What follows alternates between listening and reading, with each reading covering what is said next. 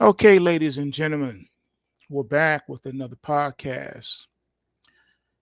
For those that are not familiar with this channel, this is the Algo Capitalist, aka the Vulcan, coming to you live from postwavetrading.com, home of the world famous Pulsewave Price Trigger reports. They're available at postwavetrading.com. So, in our last podcast, we talked about the banking crisis. And it's not just a US banking crisis, it is a global banking crisis that was accelerated by the actions and decisions of the world leaders as a response to the medical emergency 3 years ago. And what we have before us is a lot of media attention being given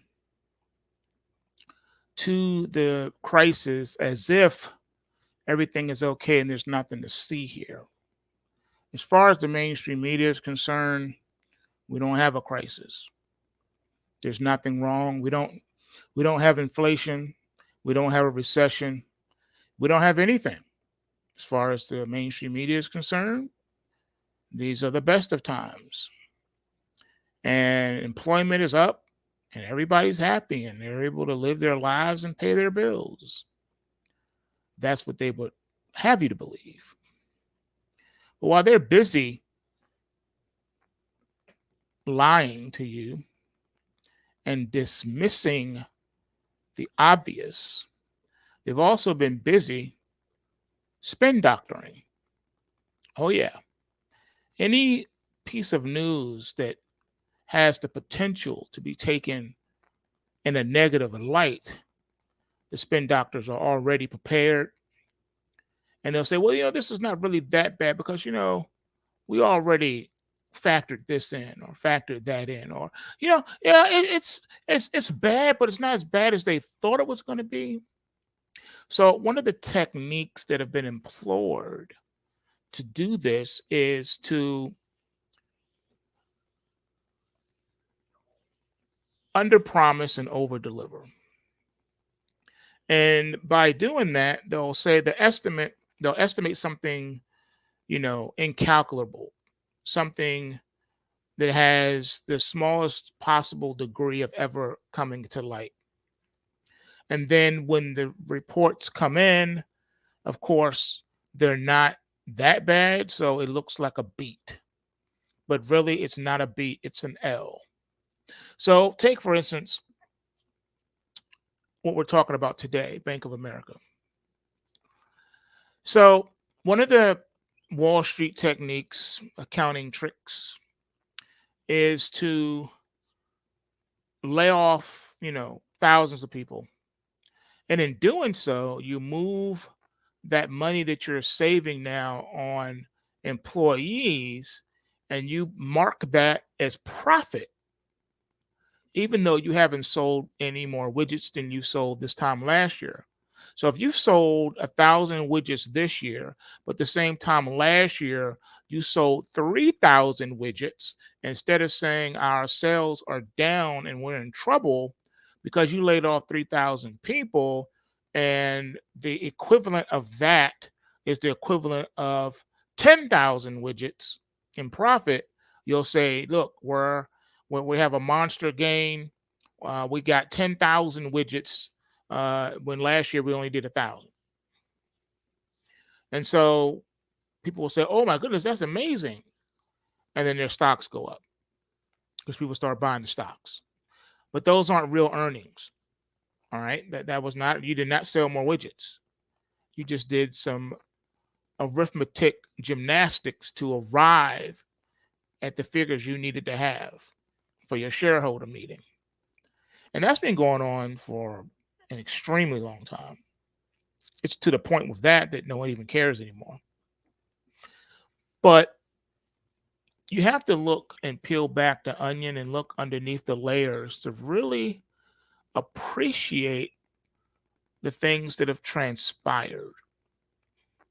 And we're focusing on Bank of America, but this can be said about a lot of other financial institutions. But we're going to talk about Bank of America because it's one of the largest banks in the country, and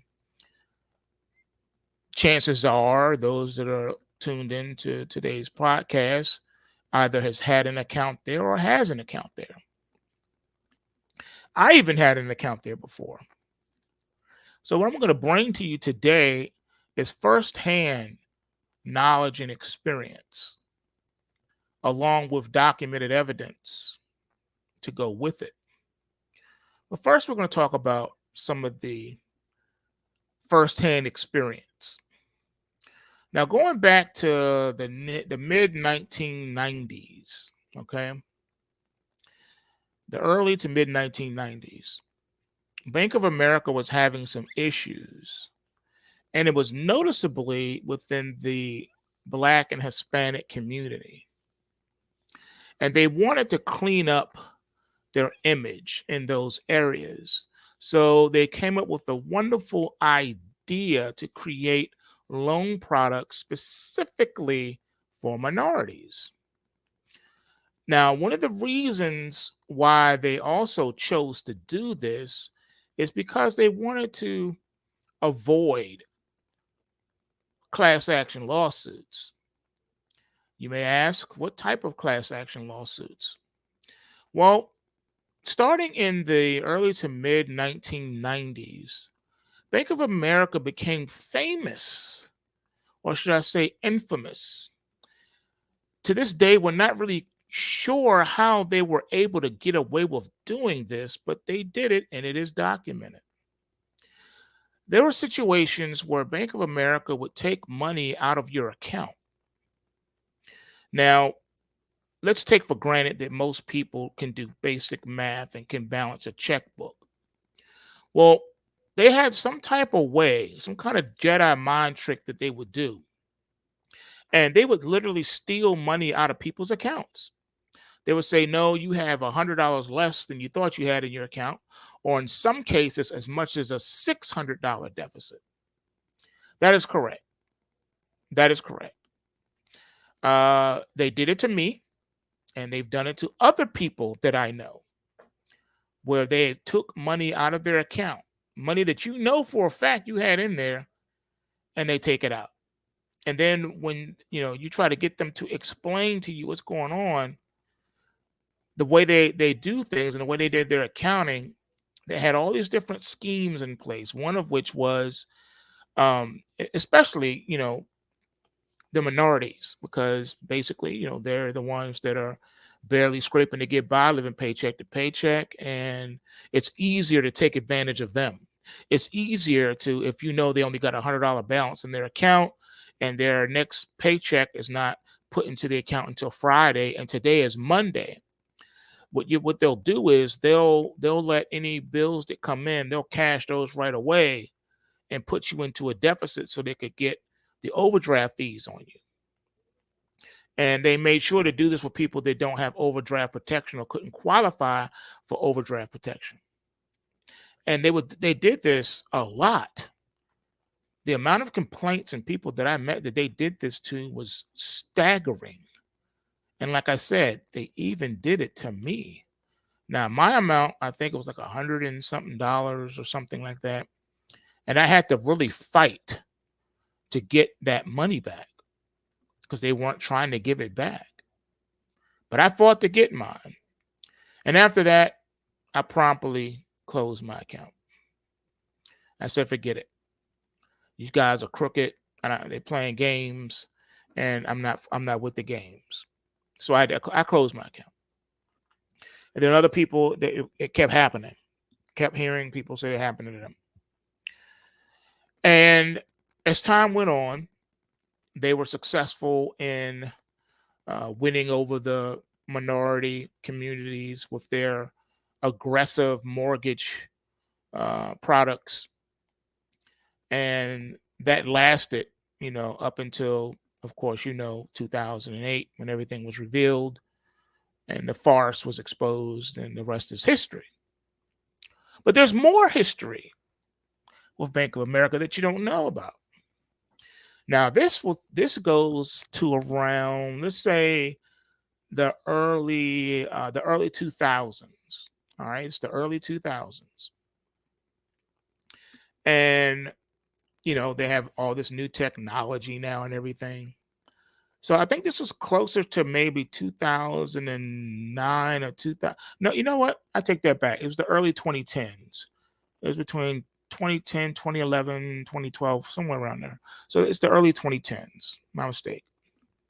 And they rolled out their new ATMs and their new technologies and all this stuff.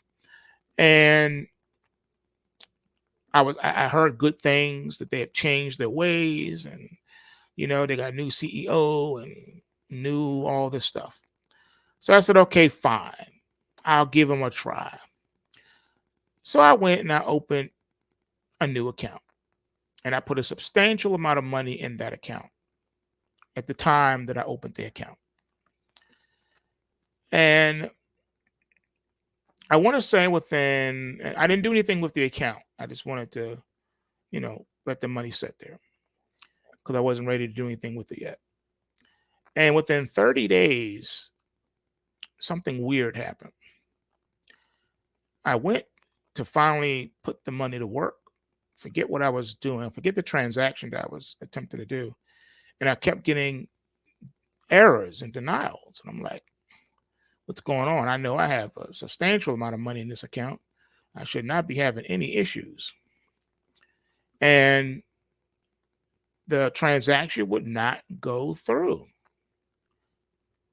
So I get on the phone with them and I'm like, what's going on? And they're like, you need to come into your nearest branch and talk face to face. So I'm like, what in the world is going on? So I go into the branch and I sit down with the representative, and they pull up my account and they say, okay, I found the problem why your transaction or whatever didn't go through. And I was like, what is it? And they said that my account had been closed.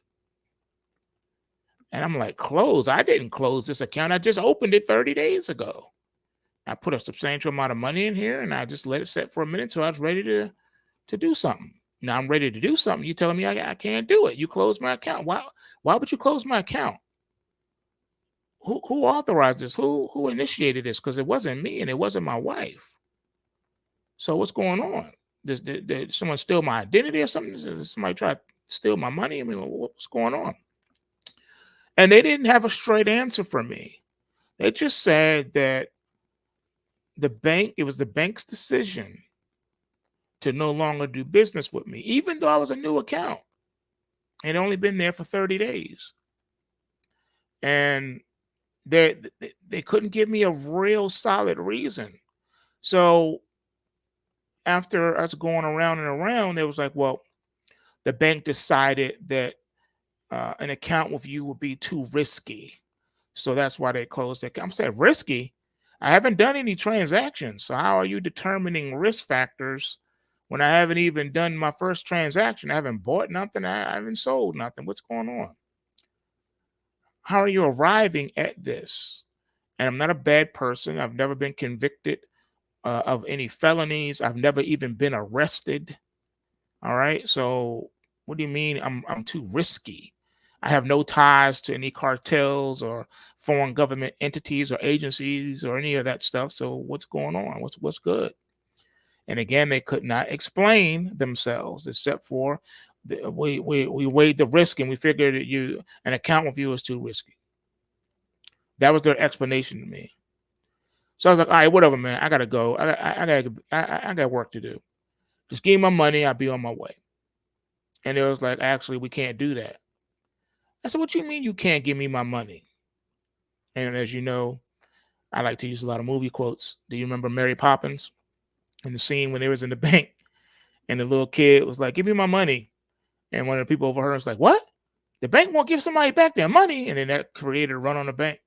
Well, that's kind of the scene that I'm setting here. Because I was like, I got a little loud. I was like, "What you mean you can't give me back my money? You better give me my money.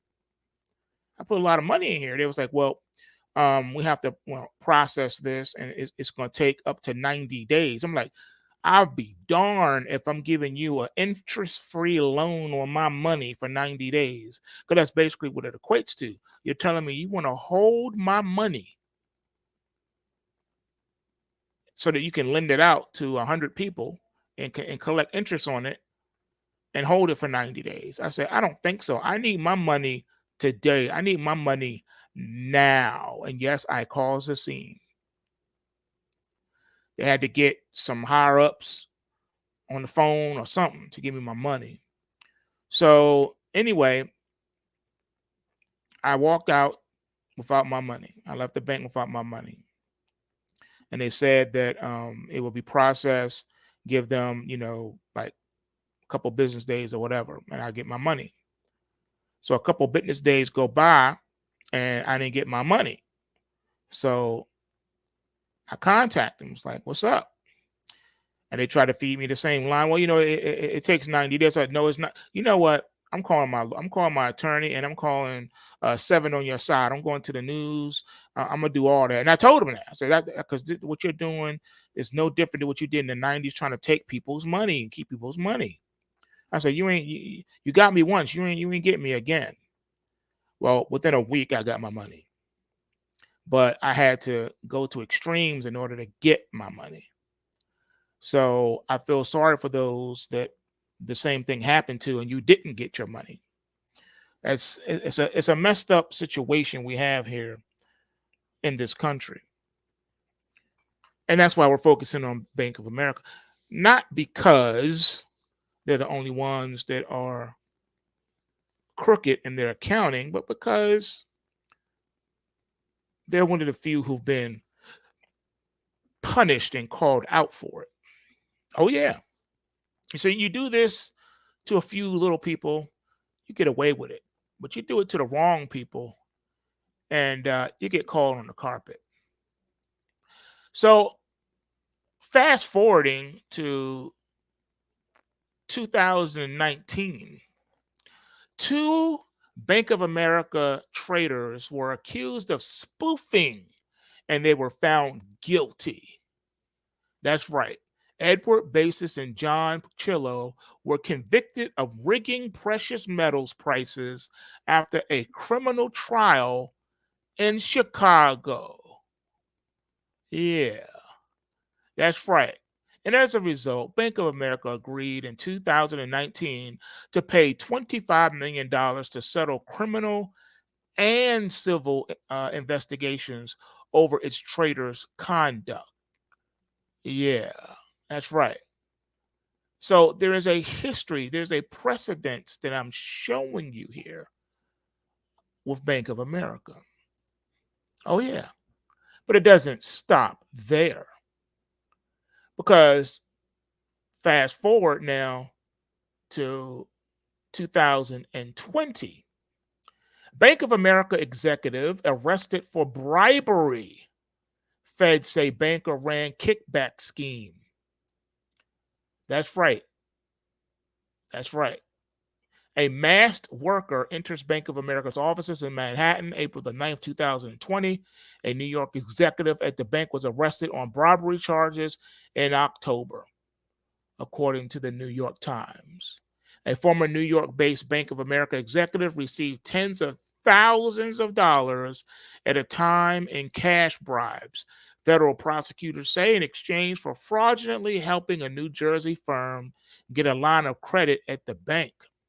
Kurt Phelps, the executive, was arrested on October the 29th and charged with bank bribery and conspiracy to commit bank fraud.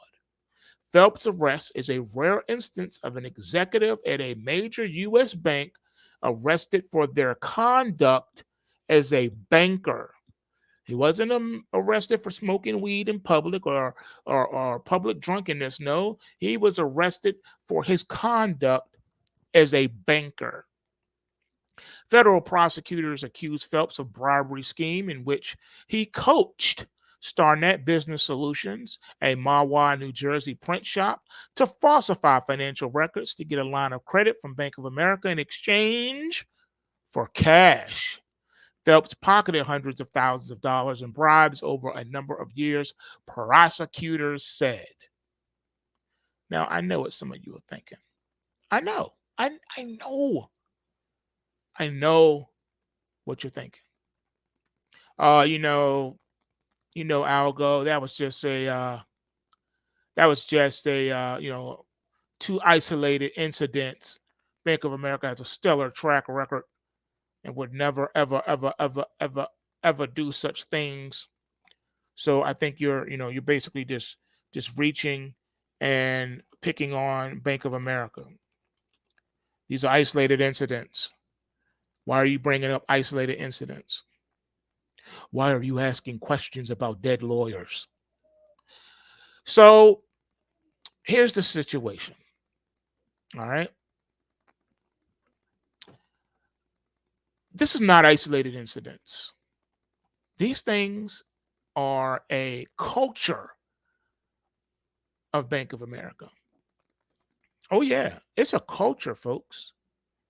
Culture. Can you say it with me? Culture. All right. This is standard business practices. Oh, yeah. Standard business practices. All right.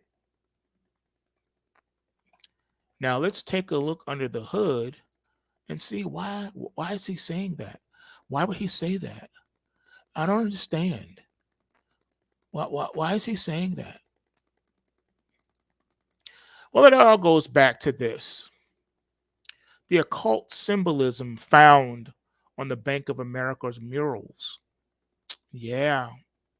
Prominently displayed in the lobby of a Bank of America corporate center are creepy frescoes filled with occult symbols.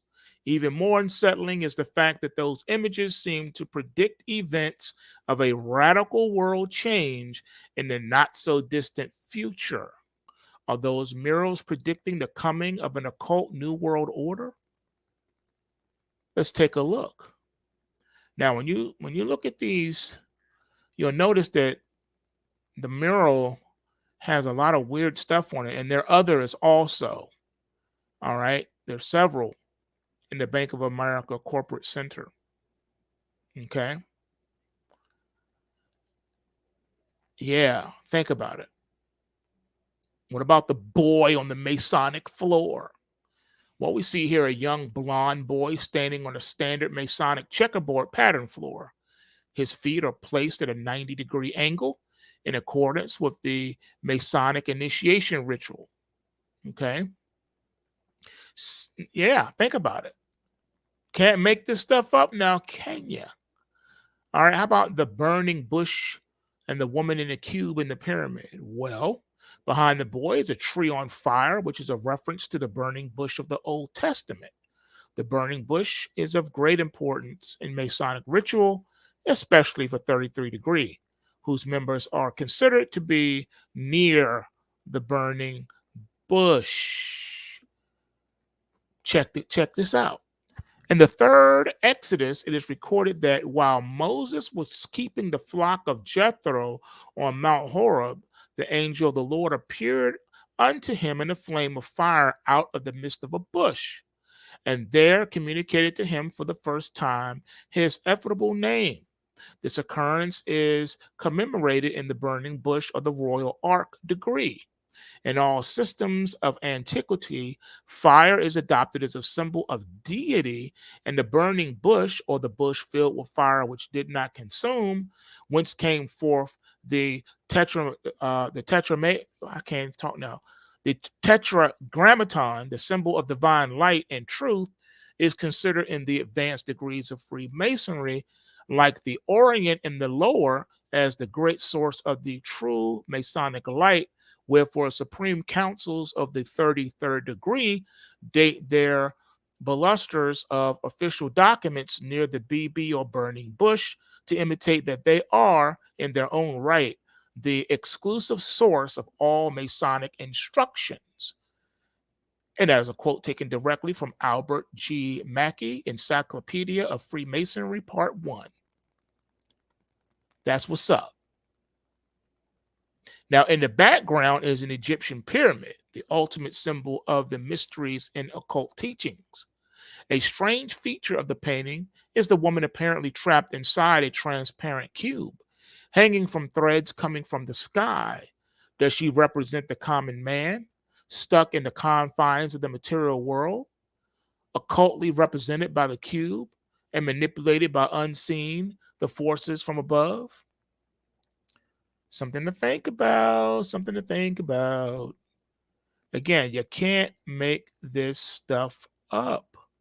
It is what it is. And people don't like to hear these things. But what are the meaning of the frescoes? What's the meaning? Well, like most elitist art, the frescoes on display at the headquarters of the Bank of America, the largest bank in America, tell a story intended to be decoded by those in the know. The frescoes seem to depict three stages of world transformation: planning, chaos, and achievement, and are color coded to be analogous to the three stages of Hermetic alchemy. Negretto is blackness, albedo is witness, and rubetto is redness. The frescoes bear many resemblance to the murals of the Denver International Airport, which also depict progressive phases of a profound transformation of society after a period of intense turmoil. The first fresco displays a wide array of occult symbols, some directly referring to Freemasonry. This is quite astonishing, as the painting is in the lobby of the headquarters of the United States' most predominant bank and is not in a Masonic lodge. But perhaps there is some overlap. Those who are in the know and initiated to be to the who are initiated to the mysteries, or those who are qualified to accomplishing the planning process, which in this painting seems to be the men in suits whose ties match the red and white checkerboard floor and who make plans for the future generation, represented by the blonde Masonic boy. In the second fresco, civil unrest, riots, protests, and repressions are all taking place. Now, historically, the masses only usually go into an outright revolt when their living conditions deteriorate significantly or when hugely unpopular policies get adopted. Does this piece refer to the loss of civil liberties and the rise of a police state?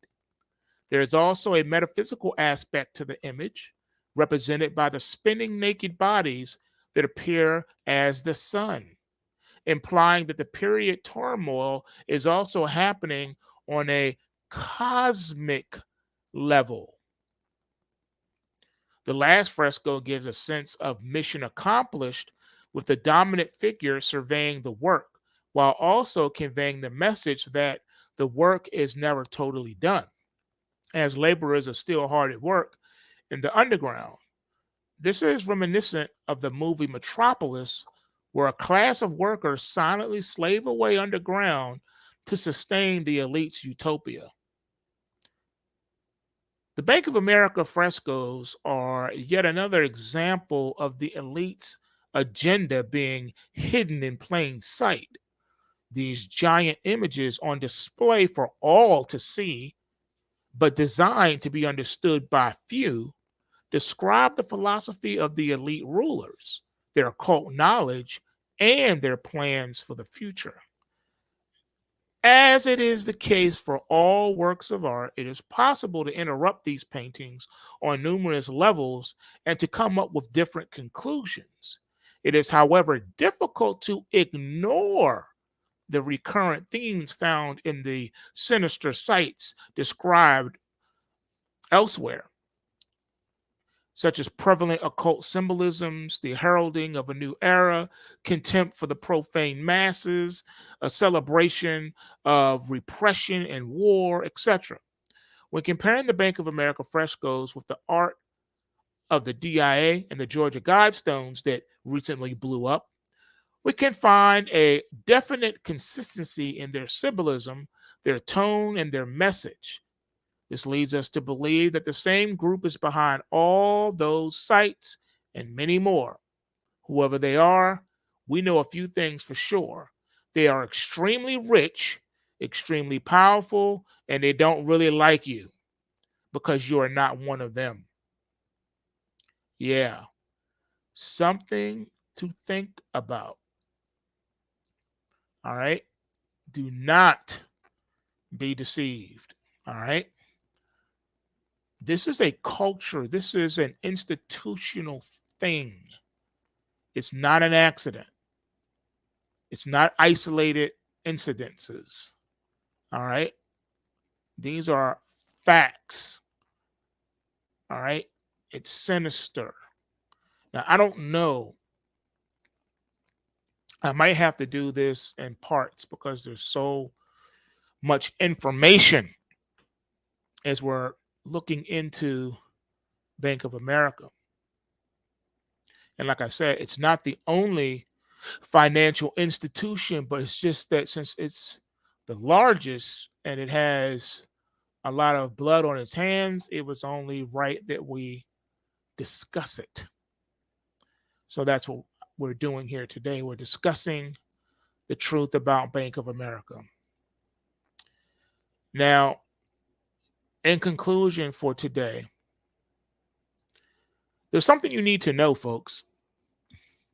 Now, I have explained to you a lot over the years that everything that can be known, that is known, is already factored into the price in the markets, right? And that's true.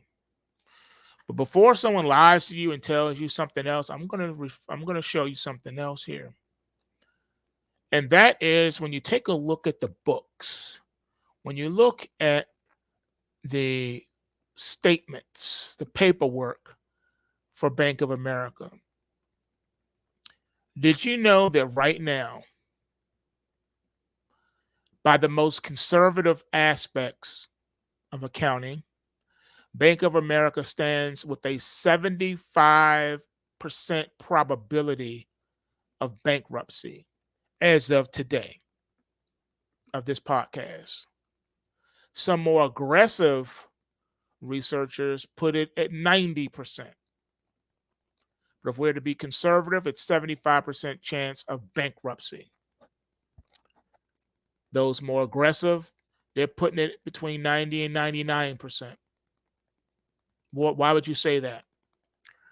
Because when you take a look at the non-existent stress tests that the Federal Reserve has been rolling back, well, if you do your own stress test and you look into the financial statements, you're going to find some interesting things.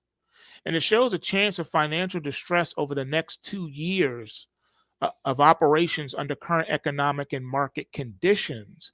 Bank of America's probability of bankruptcy is determined to be quite high. Yeah. Most of Bank of America's fundamental indicators, such as probability of bankruptcy, are part of a valuation analysis model that helps investors searching for stocks that are currently trading at higher or lower prices than their real value. If the real value is higher than the market price, Bank of America is considered to be undervalued, and we provide a buy recommendation. Otherwise, we render a sell signal.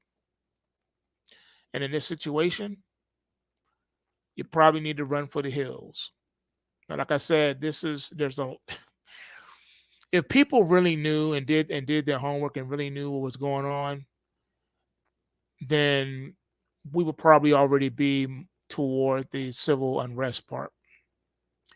But yeah, this is a cultural thing. This is a historical thing when we're dealing with Bank of America. And I know some of you out there are like, oh no, Here's another nut with his conspiracy theories. We don't have time for conspiracy theories, blah, blah, blah. Well, who said anything about conspiracy theories? What I have read off to you is fact, public information. I told you about I gave you two instances, documented instances of fraud. Then I gave you personal testimony that I went through and other people that I know have gone through. Then we backed it up and showed you the occult symbolisms in their corporate headquarters. And for some of you, that's still not enough. You still don't believe. You won't believe. You won't take it seriously, but you should. So, for those of you who are triggered by the word conspiracy, well, there's some things you need to know. But I think we'll save this for tomorrow because I think we've been long enough today. So, Lord willing, tomorrow we'll get into some more of what's going on here and why, for those of you who don't already know, need to wake up so you can start to take the necessary actions that you need to take. And I did encourage people a long time ago to open up certain types of accounts. Brokerage accounts is one of them. And we'll talk more about why I recommended that in our next podcast. So in our next part 2 of this discussion of Bank of America and the banking crisis that the country is now faced with, we'll take a deeper dive into why you should be alarmed at today's information and why and what you should be doing about it. All right. So with that being said, you know what it is. Smash that like buttons, hit the bell icon so you can be notified when these segments go out. And with that being said, remember the system works if you work the system. So if you go to pulsewavetrading.com, sign up for the free 14-day trial, see how much money you can make trading alongside the pulse waves, and it will change your life for the better. You're going to need multiple streams of income in the days to come. And this is the better way that I found to do it, is through these markets. All right. So with that being said, I'll see you guys in the next one. Peace out.